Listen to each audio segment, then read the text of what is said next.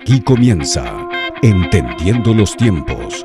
Con ustedes, su anfitrión, Eduardo Saladín.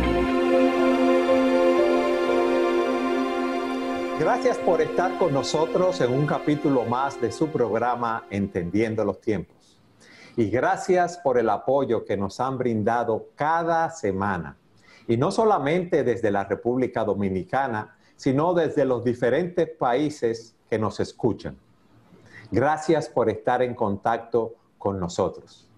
Gracias por tantos buenos reportes que nos envían desde México, Colombia, Argentina, Ecuador, Estados Unidos, Perú, España y tantos otros países. Y perdónennos por no mencionar todos esos países. Como siempre, queremos invitarlos a que sigan suscribiéndose a nuestro nuevo canal de YouTube. Y hoy vamos a estar respondiendo las preguntas e inquietudes que ustedes nos envían cada semana y queremos pedirles que nos sigan enviando estas preguntas. Y tenemos con nosotros a Sugel y a Salvador para responder estas inquietudes. ¿Cómo están ustedes? Bueno, muy bien, gracias al Señor. Contento de estar de nuevo en el programa, Entendiendo los Tiempos. Estamos muy bien, gracias a Dios, y dispuestos a escuchar todas las respuestas que Sugel va a dar. Esto es un buen chiste, Salvador, gracias por alegrarnos la tarde. Son muchas las preguntas que nos han llegado, son muchas las inquietudes del público que nos sigue, y a mí me gustaría poder cubrir la mayor cantidad de preguntas en este programa y que ustedes las contesten con la mayor profundidad posible en el menor tiempo. ¿Qué ustedes opinan de esto? Bueno, eso es un tremendo reto, pero haremos nuestro mejor esfuerzo. Me recuerdo que las personas salían a comprar todo lo que podían en un supermercado en menos de un minuto. Era todo un corre-corre, vamos a ver dónde llegamos. Bueno, vamos a empezar a responder en el menor tiempo posible. Alguien nos pregunta, ¿es el COVID-19 un juicio de Dios? ¿Qué ustedes nos dirían? Ese tipo de preguntas no es extraño escucharlas cuando hay enfermedades, catástrofes. Yo recuerdo cuando por primera vez salió el SIDA. Esa era una de las preguntas que las personas se hacían. Y son buenas preguntas porque nos levantan muchas inquietudes y entendemos que debemos tratar de encontrar una respuesta bíblica al respecto. Lamentablemente, a veces, detrás de la pregunta está el pensamiento de si Dios es malo al permitir que ocurran cosas malas en el mundo. Y las personas, algunas tienden a responder rápidamente que Dios no tiene absolutamente nada que ver con eventos que sean negativos. Y esa es una forma de pensar incorrecta a la luz de las Escrituras. La palabra de Dios habla de una manera no infrecuente de cómo plagas a veces son enviadas de parte de Dios para hacer a la postre bien o traer juicio a aquellos que lo merezcan. Por ejemplo, en 2 de Samuel, capítulo 24, tenemos el caso de un castigo que Dios trajo a su pueblo por causa de un pecado del rey David. Y miles de personas murieron. Dios juzga individuos y Dios juzga aún a naciones. Las 10 plagas de Egipto son una muestra. Estas cosas afectaron sensiblemente a los egipcios. Y sin embargo, Dios usó estas cosas para hacer bien a su pueblo Israel. Y fue parte de lo que terminó siendo el Éxodo. Hoy no tenemos una voz celestial que nos diga el COVID es un juicio que yo estoy enviando por esta o cual razón. Pero nosotros sí sabemos que toda enfermedad y que toda catástrofe en la tierra es un resultado del pecado en la tierra. El pecado trae consecuencias, y eso lo leemos claramente en Génesis capítulo 3. Y Dios trajo consecuencias sobre toda la humanidad por causa del pecado que entró a través del hombre. Nuestro problema es que no vemos el pecado muchas veces como Dios lo ve. Y parte de lo que dificulta esto es nuestra incredulidad. Nosotros no le creemos a Dios, nosotros no vemos las cosas como Dios las ve. Y cuando nosotros nos encontramos con algo como el COVID-19 o una catástrofe local en algún lugar, son buenos momentos para el hombre reflexionar. Si Dios trae castigo sobre individuos, si Dios trae castigo sobre naciones, sobre pueblos, ¿qué nos está diciendo Dios a través del COVID-19? Hay una historia en Lucas capítulo 13, cuando algunos traen algunos eventos que estaban aconteciendo dentro del pueblo de Israel y le traen la pregunta al Señor acerca de qué tan malos o qué tan buenos eran ciertas personas para que les pasara esto. O sea, es que somos tan malos para que nos pase el COVID-19. Uno preguntaría. Y dice que Jesús le respondió y le dijo, ¿ustedes piensan que esos galileos eran más pecadores que todos los demás galileos que le pasó eso? Dice, os digo que no, al contrario. Si no os arrepentís, todos pereceréis igualmente. O pensáis que aquellos 18 sobre los que cayó la torre de Siloé, wow, 18 con una caída de una torre, pensáis que esos eran peores que los que estaban en Jerusalén. Y dice, os digo que no, al contrario. Si no os arrepentís, todos pereceréis igualmente. Y Jesús usó esa historia, esos eventos del momento, para llevar a las personas a considerar si no tenemos pecados de los cuales tenemos que arrepentirnos en la presencia de Dios. Y esos mini juicios que han venido sobre la tierra son llamados que Dios hace al hombre para que nosotros reflexionemos y consideremos nuestros caminos. Una advertencia de que un día habrá un juicio final y que vamos a dar cuenta al Señor. Los desastres naturales, las pandemias son advertencias divinas. Y no es para que nosotros ahora estemos diciendo, anunciando, como si hubiéramos recibido una revelación. Esto es una respuesta a tal pecado o a tal situación de tal país. Yo no creo que tengamos información para para concluir en un juicio ese tipo de cosas. Pero uno sí debe considerar que nosotros no merecemos de Dios nada y debemos considerar la absoluta soberanía de Dios arriba de todas las cosas. Dice el libro de Lamentaciones en el capítulo 3, no salen de la boca del Altísimo tanto el mal como el bien. ¿Por qué ha de quejarse el ser viviente? Sea valiente frente a sus pecados. Examinemos nuestros caminos y escudriñémoslos y volvamos al Señor. Este es el llamado que Dios nos hace en momentos de pandemia, en momentos de plaga, como la que estamos viviendo con el COVID-19. Y esto debe llevarnos, sí, a hacer una reflexión en la fragilidad de la vida, de cómo esta pandemia y las diferentes pandemias que han habido afectan tanto a ricos como a pobres, a jóvenes o a viejos, a diferentes tipos de personas. Y lo principal es que tenemos que estar preparados para que el día que cerremos nuestros ojos sepamos que nos hemos arrepentido de nuestros pecados y que hemos confiado en Cristo como nuestro único Salvador. Una cosa que quería añadir brevemente es que en cierto modo todas las desgracias naturales o pandemias como la que estamos viviendo sí son parte del juicio original de Dios en el huerto del Edén por el pecado del hombre. Nosotros vivimos en un mundo caído. Si el hombre no hubiera pecado y el mundo no hubiera sido maldito, probablemente la vida en el planeta Tierra hubiera sido muy diferente.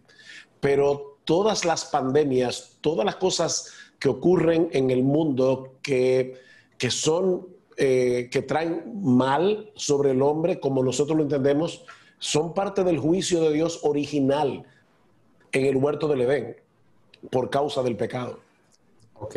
Otra pregunta que tenemos aquí es, ¿la salvación se pierde? Porque hay muchos textos que nos advierten que debemos tener cuidado con la salvación y que debemos perseverar. ¿Qué ustedes nos dicen?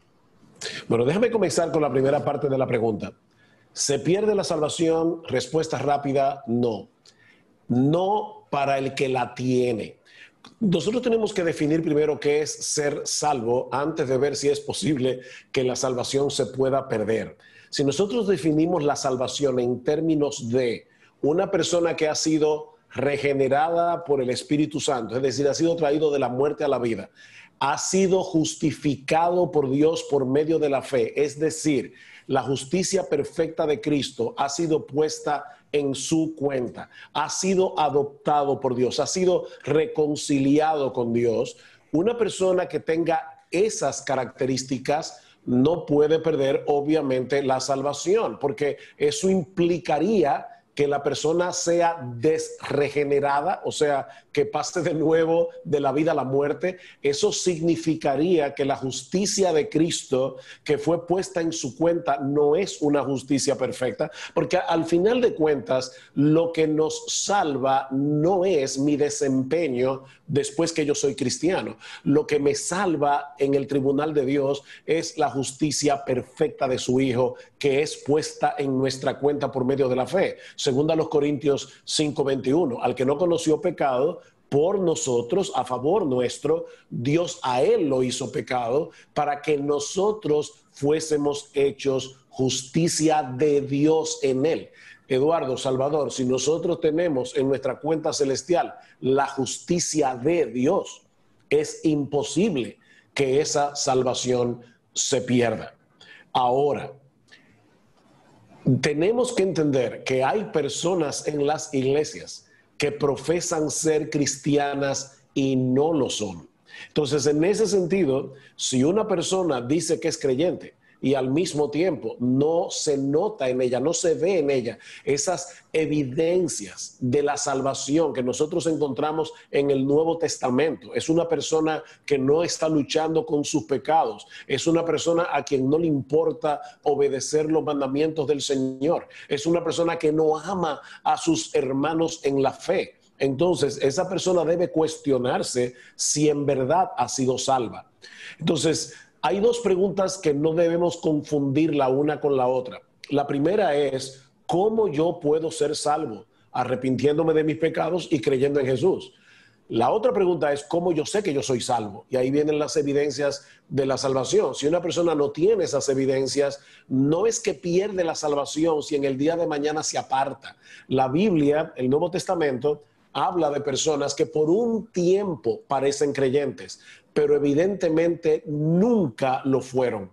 Primera de Juan, capítulo 2, versículo 19. Salieron de nosotros porque no eran de nosotros, porque si hubiesen sido de nosotros, habrían permanecido con nosotros, pero salieron para que se manifestase o se manifestara que no todos son de nosotros. Si hubieran sido, habrían permanecido, pero como no fueron, por un tiempo parecían creyentes. Es como dice Pedro, la puerca vuelve al cieno y el perro vuelve a su vómito y la puerca vuelve al lodazal. Fíjense que siguen siendo perros y siguen siendo puercos, espiritualmente hablando. O sea que la salvación no se pierde para el que la tiene. Esas advertencias que encontramos en el Nuevo Testamento es precisamente porque los apóstoles no asumían que todo el que estaba sentado en un banco de una iglesia y aún fuera miembro de la iglesia, que esa persona fuera creyente, porque tal vez era un creyente falso. Así que de ahí las advertencias del Nuevo Testamento de perseverar en la fe. Entonces, la salvación que Dios nos da por gracia no podemos perderla bajo ningún concepto. Bajo ninguna circunstancia. Por eso insisto, Eduardo, la salvación no se pierde para el que la tiene. En la salvación no se puede perder porque es la vida eterna puesta en nosotros por Cristo Jesús. Nosotros somos unidos a Cristo y Él es la vida eterna. O sea, la vida eterna no es algo que Dios infunde en mí cuando yo creo. Es que Dios une mi vida a la de Jesús y nuestra vida está escondida con Cristo en Dios. Mira lo que dice el Señor Jesucristo en Juan 10:27. Dice, mis ovejas oyen mi voz. Yo las conozco y me siguen. Yo les doy vida eterna y jamás perecerán y nadie las arrebatará de mi mano. Mi Padre que me las dio es mayor que todos y nadie las puede arrebatar de la mano de mi Padre. Estamos agarrados por Cristo y por su Padre y nadie nos puede separar de allí. Una de las cosas que sí hacemos es que entendemos el porqué de la pregunta. Y es el hecho de que así como hay textos tan claros como ese que tú acabas de leer, hay otros pasajes que son de más difícil interpretación y que hay que tratar de explicar. El consejo obviamente es, expliquemos los pasajes más difíciles a la luz de los que son más evidentes y más claros. A veces se comienza al revés, como aquel da la impresión de que parece que se pierde, entonces hacemos una reinterpretación y concluimos en una teología donde no tenemos el apoyo del resto de las escrituras. Y es por eso que debemos estudiar cada caso. A su vez, cada uno de estos pasajes tienen explicación cuando lo vemos a la luz del contexto general de las escrituras. Las preguntas que tenemos son muy variadas. ¿Es el COVID-19 un juicio de Dios? ¿Puede un cristiano perder la salvación? Pero también tenemos una pregunta de una persona que parece quiere cambiar de iglesia y nos pregunta, ¿es permitido cambiarme de iglesia? A lo que yo añado, ¿cuáles son los parámetros que debo tomar en cuenta a la hora de yo buscar otra iglesia donde congregarme? La pregunta es buena, muy buena, porque muestra interés en la iglesia. Es algo muy del corazón del Señor Jesucristo, obviamente. Muchos muestran descuido en estos días con el cuerpo de Cristo. Dicen amar a Cristo y al mismo tiempo descuidan el cuerpo de Cristo, que es su iglesia. Y eso es contradictorio. O sea, que preguntarnos, inquietarnos con algo como esto, creo que es positivo. Cuando un pecador es salvado por el Señor, inmediatamente pasa a formar parte de la iglesia universal. Y sin embargo, también debe venir a formar parte de una de las iglesias locales que Cristo forma en la tierra. El Nuevo Testamento habla de iglesias particulares ubicadas en distintos lugares del mundo, que Roma, que Éfeso, Colosas, y habían individuos identificables en esas iglesias. Y es por eso que leemos en cartas del Nuevo Testamento que van dirigidas a esas iglesias donde hay saludos a personas por nombre y de hermano a hermano a veces, también de los parte de quienes escriben, manda saludos a esas personas a quienes conocen. Ahora bien, la realidad es que sabemos que con el paso del tiempo muchas iglesias comenzaron a desviarse de la sana doctrina. En aquel entonces, si tú eras de Roma, tú ibas a la iglesia que estaba en Roma. No había diversas denominaciones, pero hoy en día no es así. Ha habido cambios aún en los cánones por los que las iglesias son regidas y no necesariamente van acorde con la palabra de Dios. No todo lo que se llama iglesia de Cristo es una iglesia de Cristo. Y eso nos llama, obviamente, a consideración. No tenemos a los apóstoles que nos dicen es esta y aquella. Nosotros hoy tenemos que hacer de juicio y sobre todo acudir a las Escrituras para ver qué dice la palabra de Dios. No es si yo vengo de una denominación, no es si mis padres me recomiendan una denominación. Hay denominaciones cuyos credos y cuyas doctrinas se distancian significativamente de las doctrinas cardinales de las Escrituras. Y solo eso es razón suficiente, vemos en la palabra de Dios, para que una iglesia identifique a una persona y la expulse de una iglesia. Porque es algo muy serio. Imagínense si es la iglesia completa la que está mal. Ahí hay un problema de donde una persona tendría que salir, obviamente. O sea que en ese sentido hay motivos a veces para que una persona salga de una iglesia, cambie de iglesia. Un rotundo sí. Tenemos que decir cuando hay condiciones como esa, donde el evangelio de Jesucristo no está siendo predicado con fidelidad, que es el único medio por el que las personas pueden conocer a Jesucristo. Y por lo tanto, recomiendo de todo corazón que si alguien está en una iglesia donde Cristo no es predicado, donde el evangelio no es predicado, que se busque otra, donde sí se haga. Ahora, puede haber otras razones que nos lleven a considerar cambiarnos de iglesia, que no necesariamente tienen que ver con doctrina. Puede ser que la iglesia tenga una confesión de fe sana, una doctrina apropiada, y que sin embargo viva muy lejos y muy apartada de lo que dice creer. Y en ese caso puede terminar como una iglesia apóstata. Puede que esa iglesia no viva el evangelio.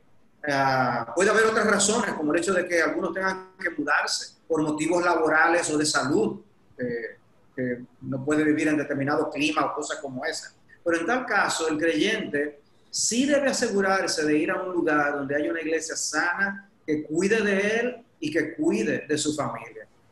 Pero siempre debemos tener cuidado de que la salida de una iglesia no sea algo apresurado. No debe ser como si yo me como un helado de fresa o de chocolate y tomo una decisión. No. Es algo muy serio de lo que estamos hablando Y hay a veces mucho pecado envuelto en aquellos que tienen que tomar una decisión.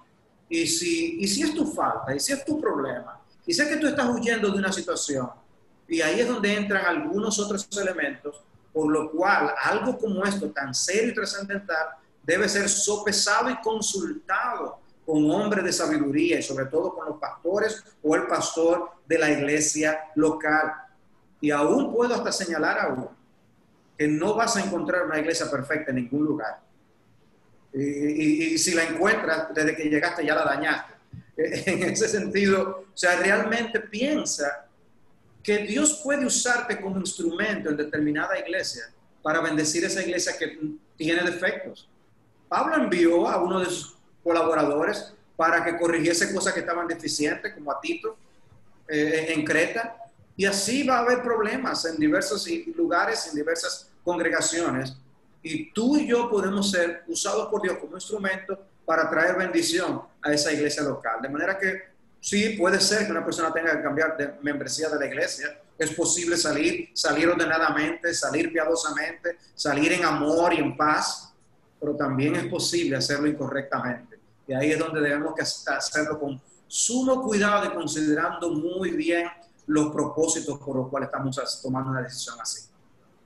O sea que solamente no debemos tomar en cuenta la doctrina, ¿verdad? Que esa iglesia sea columna y baluarte de la verdad, sino que también tenemos que ver su práctica y al mismo tiempo tenemos que ver lo que hay en nuestros corazones, que si estamos saliendo de esa iglesia, lo estamos haciendo por razones de peso, por asuntos de doctrina, que la verdad no está siendo predicada, o como tú dices, la práctica de esa verdad que es predicada no está siendo llevado a cabo. O sea, una iglesia donde, por ejemplo, no hay disciplina bíblica cuando los hermanos pecan de una u otra manera que los requiera, o personas que tienen problemas con otros hermanos o con los líderes de la iglesia en sus corazones y no tratan estos problemas, sino que deciden irse. Y lamentablemente, Eduardo, cuando eso pasa, algunas personas, esto último que tú acabas de mencionar, algunas personas se convierten en lo que yo le llamo fugitivos eclesiásticos, que están yéndose de una iglesia a otra porque el Nuevo Testamento reconoce que van a haber problemas personales entre hermanos. Por eso hay tantos principios para solución de conflictos. Pero si cada vez que tú tienes un conflicto con alguien en la iglesia, en vez de enfrentarlo y solucionarlo bíblicamente, decides irte, te vas a convertir en un fugitivo eclesiástico, porque es probable que tengas inconveniente donde quiera que vayas. Siga con nosotros en su programa Entendiendo los Tiempos. Tenemos otra pregunta aquí sumamente interesante, una pregunta de los últimos tiempos. ¿El cielo nuevo y la tierra nueva se refiere a otro lugar diferente a este mundo? ¿Qué ustedes nos dirían? Perdón, de nuevo, ustedes ven la variedad de las preguntas. Qué interesante, las diferentes inquietudes de nuestro público. Por eso les decimos que sigan escribiendo sus preguntas, que estamos dispuestos a presentarlas aquí para que sean contestadas. Mira, como decíamos en la pregunta del COVID-19, esta es una tierra que fue maldita por causa del pecado, Génesis capítulo 3. Sin embargo, lo que la palabra de Dios nos enseña es que esta tierra que fue maldita va a ser restaurada por el poder de Dios. En Romanos capítulo 8, Pablo habla acerca de este tema ampliamente. Él dice que esta tierra está como con dolores de parto, aguardando la esperanza del creyente, que es la glorificación de nuestros cuerpos, porque conjuntamente con la glorificación de nuestros cuerpos también vendrá la glorificación de la tierra. Escucha lo que dice el apóstol Pablo aquí, dice: pues sabemos que la creación entera gime y sufre hasta ahora dolores de parto, y no solo ella, sino que también nosotros mismos, que tenemos las primicias del Espíritu, aún nosotros mismos gemimos en nuestro interior, aguardando ansiosamente la adopción como hijos, la redención de nuestro cuerpo. O sea, así como nuestro cuerpo va a ser regenerado y no va a ser el cuerpo de otra persona, es mi cuerpo glorificado, así también esta tierra va a ser glorificada, va a ser regenerada, por decirlo de alguna manera. O sea que en el juicio final, Dios no promete o no advierte que esta tierra será aniquilada para ser una tierra completamente nueva, de caja, que no existía antes. Es que esta tierra va a ser transformada. Y lo vemos, por ejemplo, en 2 de Pedro capítulo 3, cuando el apóstol Pedro compara el juicio que viene sobre el planeta Tierra con el diluvio que vino en los tiempos de Noé. Y la palabra que usa es que la tierra fue destruida y dice que esta vez será destruida por fuego. Ahora, cuando la tierra fue destruida en el tiempo de Noé, no es que fue aniquilada y Dios hizo una tierra completamente nueva, es que esta tierra fue renovada. Así que en ese sentido, lo que yo creo que la palabra de Dios enseña, y respeto al que no piense como yo en ese sentido, es que Dios traerá su tabernáculo a morar aquí. El trono de Jesucristo va a estar aquí. Y en ese momento es como si el cielo y la tierra se fundieran en uno, porque el cielo es donde Cristo está. Y dice en Apocalipsis capítulo 21 que vi descender del cielo de Dios la nueva Jerusalén como una esposa ataviada para su marido. Y ahí se va a cumplir la promesa: yo estaré en medio de ellos como su Dios. Entonces yo creo que es a eso que se refiere la palabra cuando habla de los cielos nuevos y la nueva tierra. Salvador, ¿alguna opinión adicional?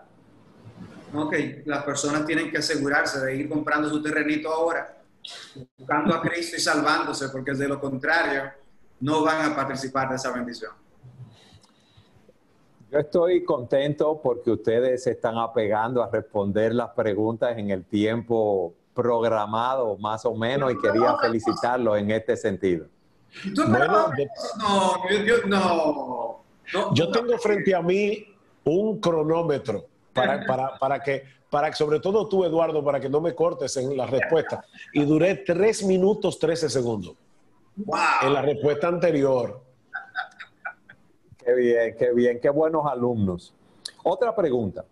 ¿Somos cuerpo, alma y espíritu o solo somos cuerpo y alma? Esa es una vieja pregunta siempre que hay tiempo de preguntas y respuestas. Y interesante porque tiene que ver con lo que somos y nuestra constitución como criaturas creadas por Dios, hombres y mujeres creados a la imagen de Dios. Es evidente por las Escrituras que el hombre está compuesto por una parte material, que es el cuerpo, y por una parte inmaterial, o sea que llamemos ahí ahora mismo alma o espíritu. Y en ese sentido creemos que el hombre es bipartito, o que está formado de 2 partes. Hasta ahora puedo decir por lo menos en ese sentido que somos bipartitos. La postura de los tripartitas es la postura que dice que no somos solo cuerpo, sino que también somos alma más espíritu. Y ahí entran en una serie de definiciones de que la parte del espíritu es aquella con la cual nos relacionamos con Dios, que es una parte que no está activa en una persona que no conoce a Jesús, pero que en el nuevo nacimiento entonces permite que le conozcamos, y que el alma simplemente ya es esa parte inmaterial donde está la base, ¿no?, de nuestras emociones, el asiento de nuestra personalidad, etc. Eso parecería ser tan nítido si lo expresamos así de una manera doctrinal, pero el problema es que no es tan matemática la manera como lo presenta las Escrituras, no es tan nítida la forma como lo vemos en la palabra de Dios. Y es cierto que tenemos que buscar explicación a pasajes como en 1 Tesalonicenses 5:23, donde dice que el mismo Dios de paz os santifique por completo y que todo vuestro ser, espíritu, alma y cuerpo, sea preservado irreprensible para la venida de nuestro Señor Jesucristo. O Hebreos 4:12, de que la palabra de Dios es viva y eficaz y más cortante que cualquier espada de 2 filos y penetra hasta la división del alma y del espíritu. Y ahí ve alma y espíritu, además de cuerpo.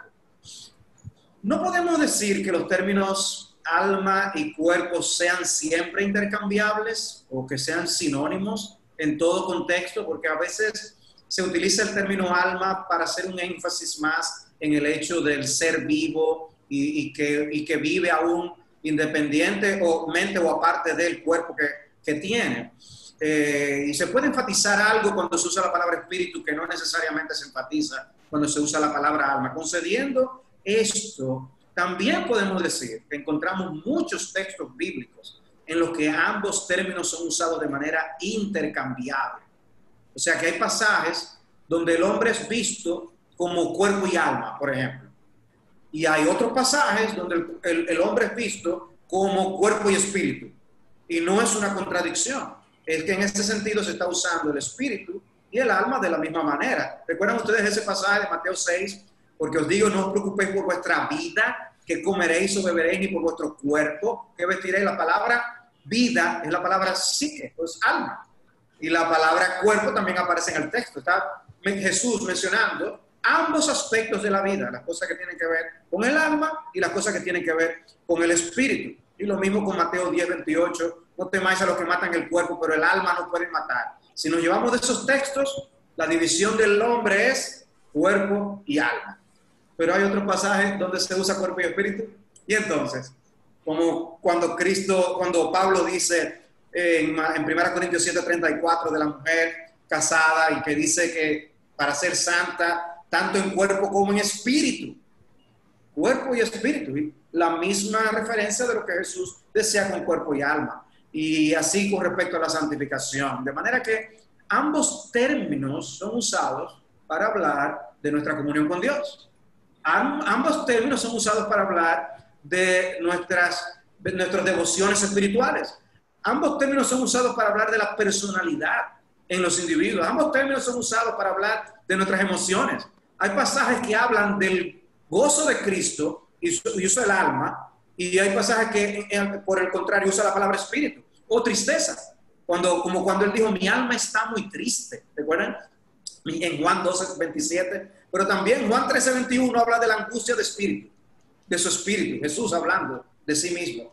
De manera que también el espíritu es el asiento de sus emociones. O sea que yo creo que los textos que aparecen en las Escrituras, donde ambas palabras se usan al mismo tiempo, como lo que yo les leí en 1 Tesalónica y en Hebreos 4, son pasajes que pueden ser interpretados enfatizando que el hecho de que quiere cubrirlo todos los aspectos de la vida del hombre, espíritu, alma y cuerpo, como no hay aspecto de la vida que quede fuera, y de esa manera no tenemos que llegar a concluir que sean elementos distintos en la constitución del hombre. Somos una parte material y somos una parte inmaterial, llamémosle alma o llamémosle espíritu.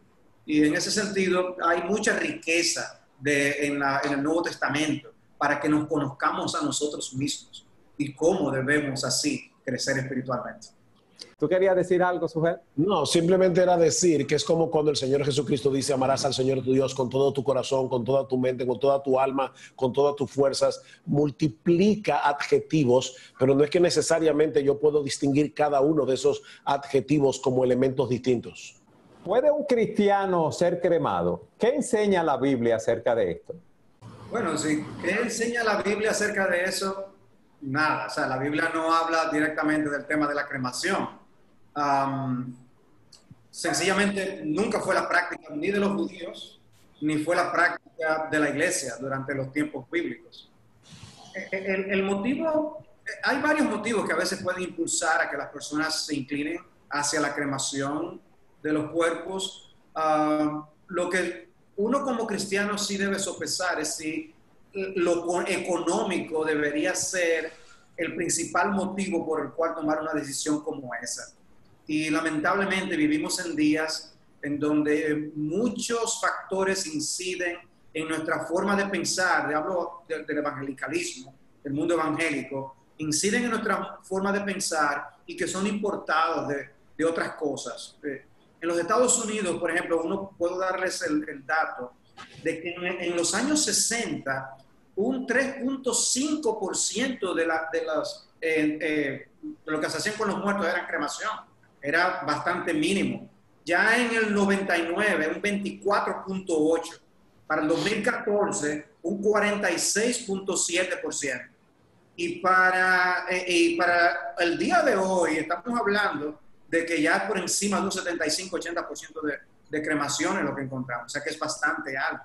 Ha habido cambios culturales en cuanto a esto. Y obviamente la secularización y los aspectos económicos son cosas que han incidido para los cambios en este sentido. Y las personas a veces comparan precios y no escogen los entierros tradicionales. En ocasiones las familias son movidas por presión social a tener funerales muy costosos, y como creyentes, por un lado debemos tener el cuidado de no caer en esos extremos, pero tampoco debemos permitirnos llevarnos de la presión para procurar también la cremación de los seres queridos. Como les decía, la Biblia no prohíbe la cremación, pero yo creo que nosotros podemos ver algunas cosas que nos ayuden o nos inclinen hacia el entierro tradicional.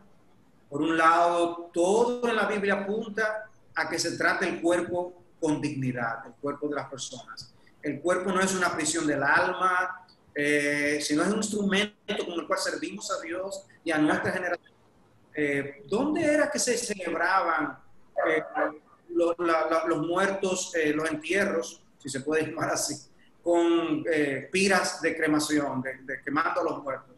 Normalmente eran por religiones hinduistas que hacían esto. Y en Estados Unidos comenzó aún a practicarse, porque había hinduistas que estaban detrás de estos eventos, y por eso se practicó la cremación. Había una influencia detrás de estas cosas y las personas empezaron a aprender, pero nosotros no creemos así, no creemos que hay tal cosa como que el cuerpo es malo, que el cuerpo es una prisión del alma, que el cuerpo necesita ser purificado con fuego. Nosotros creemos más aún que los cuerpos de los creyentes son templos del Espíritu Santo, por eso eso tiene implicaciones, y una de ellas es ¿qué hacemos aún con el cuerpo después del muerto? El cuerpo es parte de la redención de Dios, por eso Dios incluye la resurrección, y no eso Dios no nos llevará solamente en alma, Dios también va a resucitar y a levantar nuestros cuerpos. Dios le da importancia a nuestros cuerpos, hay una dignidad en nuestros cuerpos. De manera que transmite la Biblia la idea de cremación.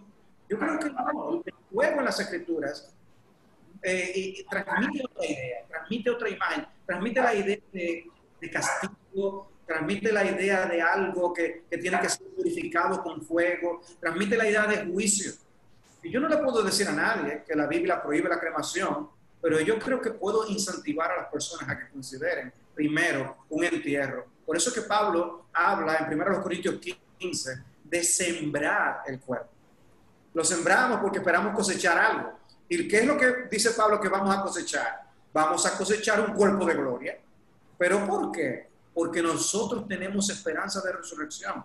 Hay algo en el entierro que expresa nuestra fe. Como alguien ha dicho, el entierro es la última muestra de fe de aquel que vivió en la tierra, del creyente, porque nosotros ciertamente pensamos que vamos a levantarnos. La Biblia habla de la muerte del creyente como un sueño, y es algo de lo que nos levantamos, es algo de donde Dios nos levantará, y por eso debemos tener cuidado de que en la muerte de los creyentes no exprese el mismo concepto que expresan aquellos que no tienen ninguna esperanza y que lo practican en religiones orientales. Aparte de eso, yo creo que hay algunos asuntos que las personas deben pensar, y es, por ejemplo, siempre hay honestidad en las empresas que llevan a cabo las cremaciones. Y digo esto porque a veces las personas pueden pensar que tienen las cenizas de su muerto y resulta que son las cenizas de otra persona. Ha pasado incluso que compañías dicen haber cremado un cuerpo y lo que han hecho es enterrarlo aparte, por otro lado, por alguna razón. Y las personas piensan que tienen a su muerto. Y también debemos considerar que una vez un cuerpo es cremado, es imposible revisar cualquier caso de tema legal que pueda ocurrir en caso de un crimen que haya ocurrido, por ejemplo. Si se lleva a cabo una cremación cuando hay algo que se sospeche que puede haber habido manos criminales, entonces no es lo más aconsejable, por esa razón aún humana, de que se lleve a cabo la cremación, sino el entierro tradicional. Pero son pensamientos, vuelvo y repito, yo no estoy preparado para prohibirle a nadie y decir la Escritura no permite tal cosa. Hay cosas que la familia tendrá que considerar, pero creo que hay muy buenas razones para poder inclinarnos y tratar de incentivar el entierro tradicional. Yo creo, Salvador, que es una respuesta muy balanceada. Tú nos explicas que la Biblia no condena esto. Sin embargo, nos has dado una serie de principios y de razones que nos llevan a considerar que el entierro es lo mejor en ese sentido. No sé si quieres opinar algo más, Sugel, antes de pasar a la próxima pregunta. No, creo como tú que la respuesta fue muy balanceada. ¿Puede un cristiano separarse y volverse a casar? ¿Qué ustedes nos dicen? Bueno, quizás debemos comenzar diciendo que Dios aborrece el divorcio. O sea, el matrimonio es una representación viviente de la relación de Cristo con la iglesia. Y al igual que en la pregunta anterior, Salvador hablaba de cómo la secularización de nuestra sociedad ha llevado al hombre a ver el cuerpo de cierta manera. Definitivamente eso también ha llevado al hombre a ver el matrimonio de cierta manera, con una ligereza. Dios aborrece el divorcio, dice la Escritura en una manera muy clara, e incluso lo compara con un acto de violencia. Dice que el que repudia a su esposa por cualquier cosa es como si manchara de sangre sus vestidos. Sin embargo, a la vez que reconocemos que no debemos divorciarnos a la ligera por cualquier causa, la Biblia también sí enseña que Dios, por la dureza del corazón del hombre, permitió el divorcio, y no solamente en el Antiguo Testamento, sino también en el Nuevo Testamento. En Mateo capítulo 5, escuchen lo que dice el Señor Jesucristo enseñando acerca de este tema. También se dijo, si cualquiera que repudie o se divorcie de su mujer, que le dé carta de divorcio, como si eso fuera suficiente.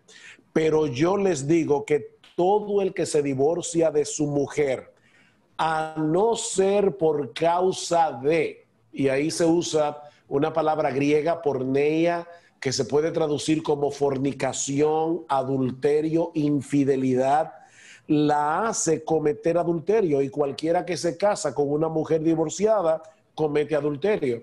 Lo que el Señor está diciendo es, aquí tenemos la pareja de Juan y María, se divorcian por incompatibilidad de caracteres.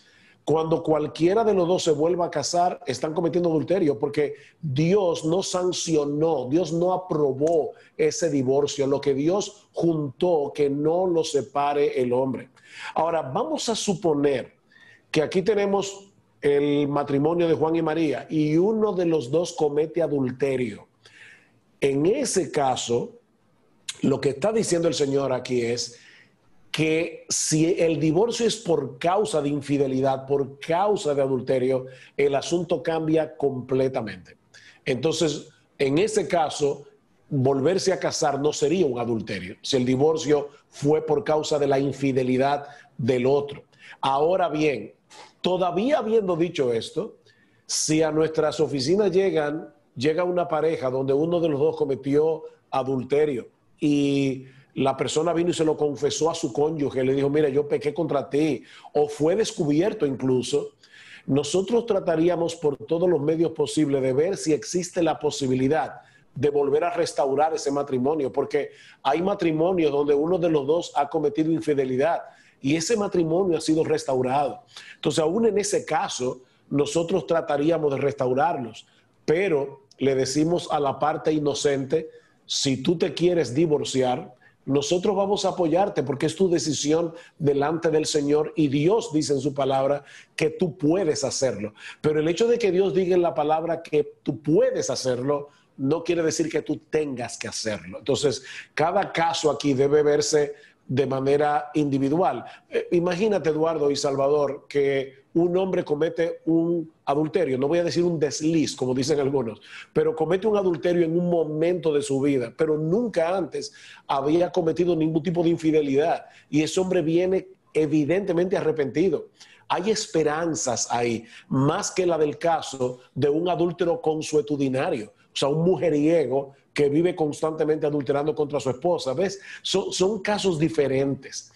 Otro caso que la Biblia da en 1 Corintios 7 es el caso de un matrimonio mixto, es decir, un creyente casado con un incrédulo, y resulta que el incrédulo no quiere seguir viviendo con el creyente por el hecho de ser creyente y abandona al cónyuge creyente. Bueno, en ese caso, el cónyuge creyente está libre de volverse a casar porque el incrédulo es quien se ha divorciado y se ha separado. ¿Alguna nota adicional, Salvador? Porque esto del divorcio es algo triste, el ver lo que está ocurriendo en nuestra sociedad, donde hay más de un 50% de divorcios. O sea que de cada 100 parejas que se casan, que contraen matrimonio, el 50%, 50 de ellas se divorcian. Y esas son las parejas que se casan legalmente, si podemos decirlo así, porque aquellas parejas que viven juntas y no están casadas, de esto no tenemos una estadística, pero sabemos que es un porcentaje igualmente alto. No, simplemente añadir un ruego, una súplica.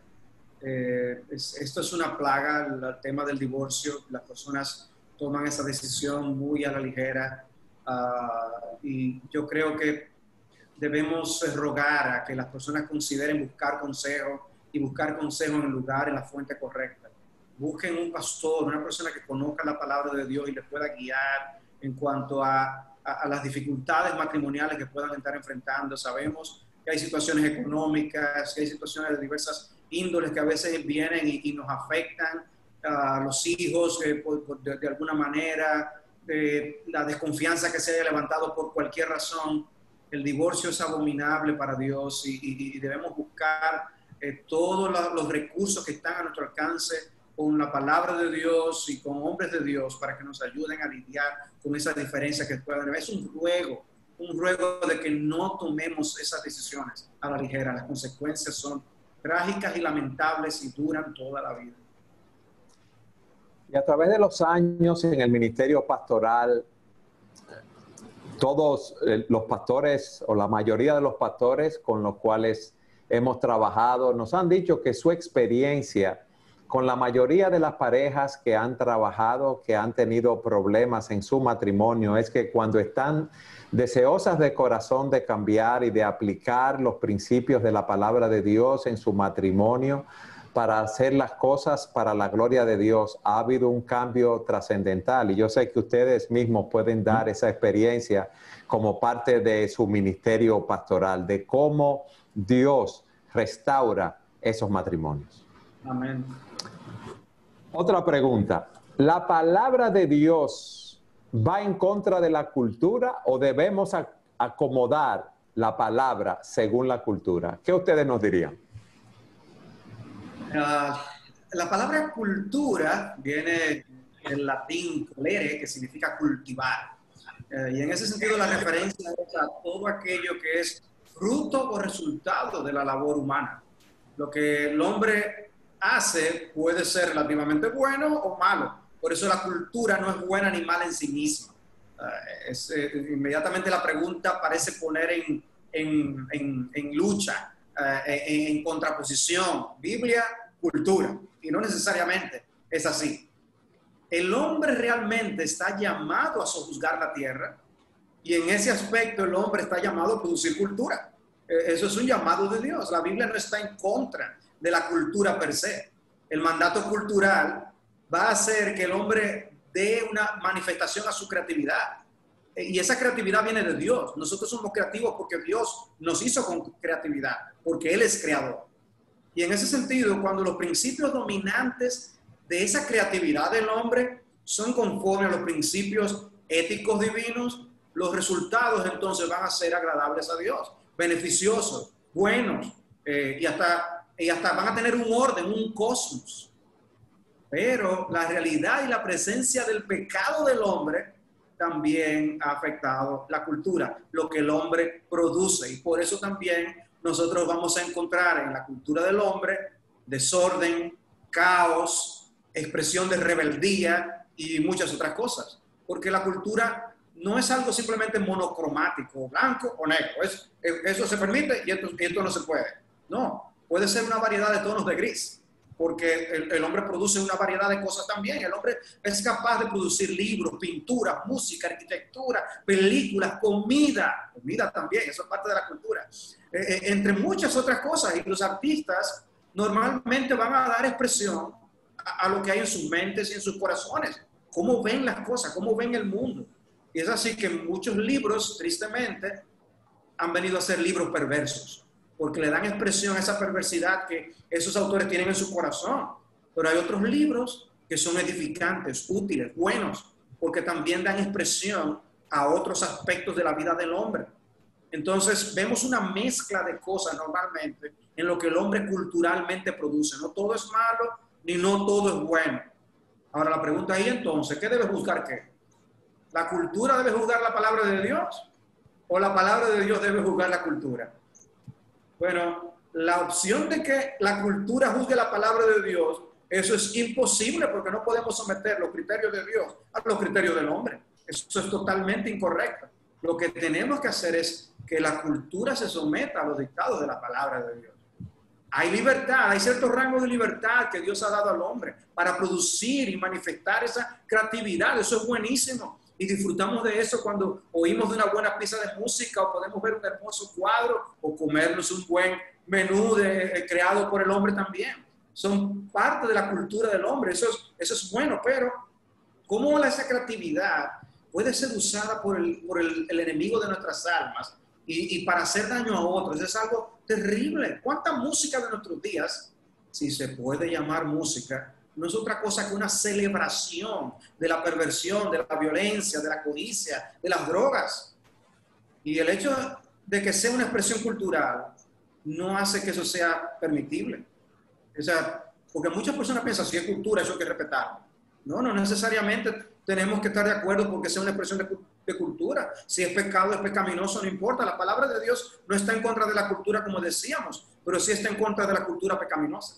Y es ahí donde tenemos que estar claros. El Señor nos llama a evitar la contaminación del mundo, evitar la mundanalidad. Estamos llamados a influir para bien en el mundo y a no asumir el esquema y la forma, el molde de este mundo. Porque el que se lleva de las películas va a pensar que lo normal es la infidelidad, es la homosexualidad, es las relaciones sin compromiso. Y eso es cultura, pero eso no es una buena cultura. El que se lleva de las letras de las canciones va a pensar que la verdadera vida se consigue en las drogas y el narcotráfico. Pero eso tampoco es buena cultura. Eso es pecaminoso. Y en ese sentido el cristianismo es contracultura. De manera que el hombre va a dar cuenta a Dios por sus hechos y por toda expresión cultural que produjo en esta vida. Todo artista, todo productor, todo escritor dará cuenta a Dios por lo que haya hecho en esta vida. Y uniéndome a la pregunta de Sugel, de cielos nuevos y tierra nueva, aún yo creo que cuando estemos en cielos nuevos y tierra nueva, vamos a seguir produciendo cultura. Lo único que en ese caso va a ser absolutamente sin pecado. Amén. Qué bueno. Yo alabo a Dios y le doy gracias a Dios y le doy gracias a ustedes por contestar estas preguntas y le doy gracias a todos aquellos que nos siguen por las preguntas que han enviado y han enviado mucho más preguntas que tenemos allí para irlas contestando y nuevamente queremos exhortarlos para que sigan enviando sus preguntas y darle las gracias nuevamente y pedirles que nos sigan apoyando cada semana en nuestro nuevo canal de YouTube como lo han venido haciendo. Gracias a ustedes nuevamente, mis hermanos, y gracias a ustedes, nuestro público, por haber estado con nosotros en una entrega más de su programa Entendiendo los Tiempos.